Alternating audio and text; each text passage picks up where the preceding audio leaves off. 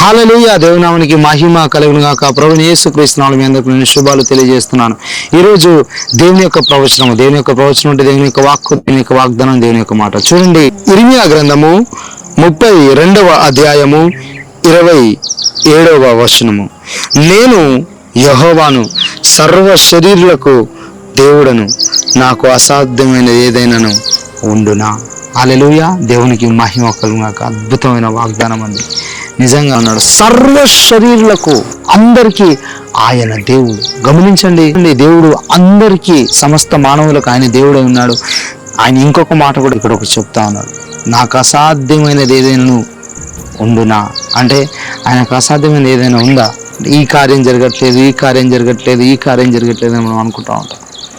మనుషులుగా నీకు ఇది అసాధ్యమే, కానీ దేవునికి సమస్తము సాధ్యమే. నువ్వు నమ్మినప్పుడు దేవుడు ఎంత గొప్ప కార్యాలైనా నీ జీవితంలో చేయడానికి ఆయన సమర్థుడు. మీరు విశ్వసించినప్పుడు ఆయన ఉన్నతమైన కార్యాలు జరిగించడానికి సమర్థుడు. ఆయనకు అసాధ్యమైన కార్యం ఈ ప్రపంచంలో ఏది కూడా లేదు. మీరు విశ్వసించాలి.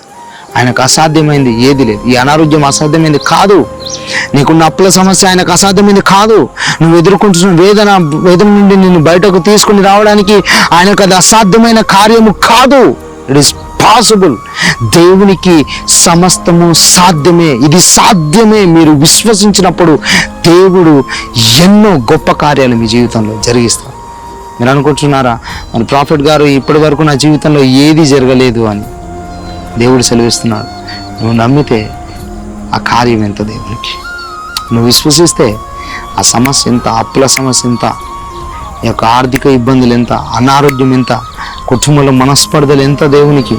నువ్వు విశ్వసిస్తే ఆ జాబు, కేవలం దేవునికి జాబు ఇవ్వలేదా? ఆయన రాజు, రాజాది రాజు. ఆయన పిఎం కంటే, ఆయన ఉన్నతమైన పిఎం కంటే కాదు అసలు. ఆయన మనుషులకున్న అధికారంతో ఆయన పోల్చలేము. బైబిల్ చదివిస్తుంది, ఆయన రాజులకు రాజు, ప్రభులకు ప్రభు, ఆయన చక్రవర్తి. అంత గొప్ప దేవుని కలిగి ఉండి నీకు ఒక గవర్నమెంట్ జాబ్ ఇవ్వలేడు. ఎస్, దేవునికి సమస్తము సాధ్యమే. మీరు నమ్మండి, ఈ సంవత్సరంలో దేవుని జీవితంలో అద్భుతమైన కార్యం జరిగించబడుతుంది. God bless you. దేవుడు మిమ్మల్ని దీవించును గాక. వాగ్దానం మీ జీవితంలో ప్రభు స్థిరపరిచి నెరవేర్చును గాక.